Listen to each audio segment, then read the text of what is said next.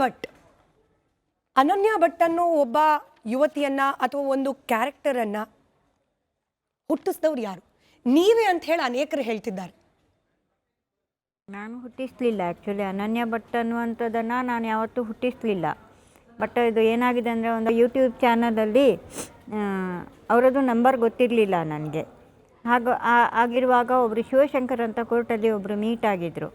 ಅವರದ್ದೇನೋ ಧರ್ಮಸ್ಥಳದ ಬಗ್ಗೆ ಏನೋ ಅವರದ್ದೇನಿತ್ತೋ ಗೊತ್ತಿಲ್ಲ, ಅದು ನನಗೆ ಅಷ್ಟೊಂದು ಇದು ಗೊತ್ತಿಲ್ಲ. ಅವ್ರಿಗೇನೋ ಗ್ರಜ್ಜಿ ಅಂದರೆ ವ್ಯವಸ್ಥಿತವಾದ ಅವ್ರ ಮೇಲೆ ಏನೋ ಒಂದು ನೋವಾಗಿರ್ಬೋದು ಅಥವಾ ಏನೋ ಒಂದು ಇದಿರಬೇಕು ಅಂತ ವಾತಾವರಣದಲ್ಲಿ ಅನ್ನಿಸ್ತಾ ಇದೆ ಇವಾಗ ನನಗೆ.